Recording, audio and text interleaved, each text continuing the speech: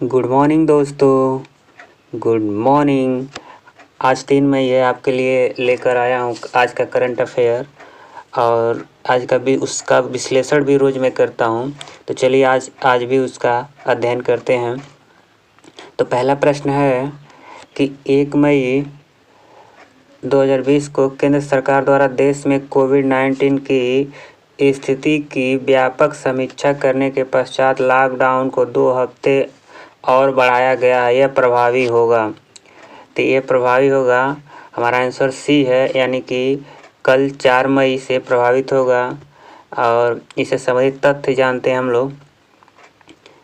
1 मई 2020 को केंद्र सरकार द्वारा देश में कोविड-19 की स्थिति की व्यापक समीक्षा के पश्चात लॉकडाउन को बढ़ाया गया। यह 4 मई से प्रभावित होगा। और इसके साथ ही सरकार ने इस अवधि के विभिन्न गतिविधियों एवं कार्यों के विनियमन के लिए नया दिशा निर्देश जारी किए हैं। यह दिशा निर्देश जिलों के रेड हॉटस्पॉट, ग्रीन और ऑरेंज जोन में बदलने की जोखिम पर आधारित है। केंद्र स्वास्थ्य एवं परिवार कल्याण मंत्रालय। अब यहाँ पर एक प्रश्न बन सकता है कि केंद्र स्वास्थ्य एवं परिवार कल्याण मंत्रालय के अध्यक्ष कौन है। तो केंद्रीय स्वास्थ्य मंत्री कौन है? तो हर्षवर्धन। ठीक है, तो यहाँ पर हर्षवर्धन को याद करना जरूरी है, क्योंकि जो स्वास्थ्य संबंधी मामले होते हैं वह स्वास्थ्य मंत्री ही देखता है और इस मंत्रालय का वो अध्यक्ष भी होता है। तो चलिए आगे देखते हैं। के मापदंडों के अनुसार ग्रीन जोन ऐसे जिले होंगे जहां या तो अब तक संक्रमण कोई भी कंफर्म मामला नहीं आया है अथवा विगत 21 दिन से कोई मामला नहीं मिला है, तो वो सारे ग्रीन जोन में हो जाएंगे। नया दिशा निर्देश के अंतर्गत जोन के आधार पर देश में सीमित संख्या में गतिविधियां प्रतिबंध रहेंगी। इसमें हवाई जहाज, रेल, मेट्रो, सड़क, अंतर्राज्यीय आवाजाही के द्वारा यात्रा, विद्यालय, महाविद्यालय एवं अन्य शैक्षणिक तथा प्रशिक्षण कोचिंग संस्थान के लिए भी जाना, होटल और रेस्टोरेंट भी शामिल है। चुनिंदा उद्देश्य और गृह मंत्रालय द्वारा स्वीकृत उद्देश्यों के लिए हवा, रेल और सड़क द्वारा लोगों का आवाजाही स्वीकृति दी गई है। जो मजदूर फंसे हैं उनके लिए कुछ ढील दिया गया है और स्पेशल ट्रेन चला के निकाला जाएगा, जैसे आप लोग जान ही रहे होंगे, न्यूज़ देख ही रहे होंगे। नए दिशा निर्देशों में लोगों के स्वास्थ्य सुरक्षा के लिए कुछ उपाय किए गए हैं। और इस प्रकार सभी गैर आवश्यक, यानी कि जो जरूरी नहीं है, गतिविधियों के लिए लोगों की आवाजाही पर शाम 7 बजे से सुबह 7 बजे तक प्रतिबंध जारी रहेगा। प्रश्न नंबर 2 देखते हैं।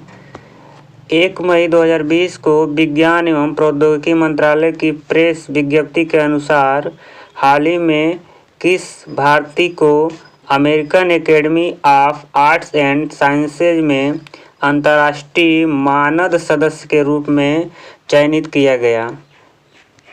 तो इसका आंसर बी हो जाएगा, प्रोफेसर शोभना नरसिम्हन। इनसे संबंधित कुछ तथ्य जानते हैं। 1 मई 2020 को विज्ञान एवं प्रौद्योगिकी मंत्रालय की प्रेस विज्ञप्ति के अनुसार हाल ही में प्रोफेसर शोभना नरसिम्हन को American academy of arts and science में अंतर्राष्ट्रीय मानद सदस्य के रूप में चयनित किया गया है।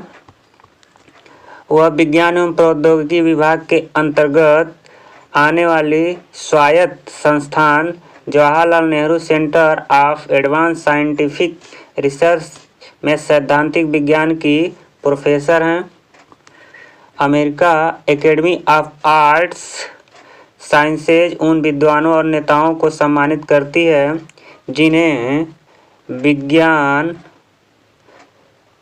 कला, मानविकी और सार्वजनिक जीवन में स्वयं को उत्कृष्ट साबित किया है।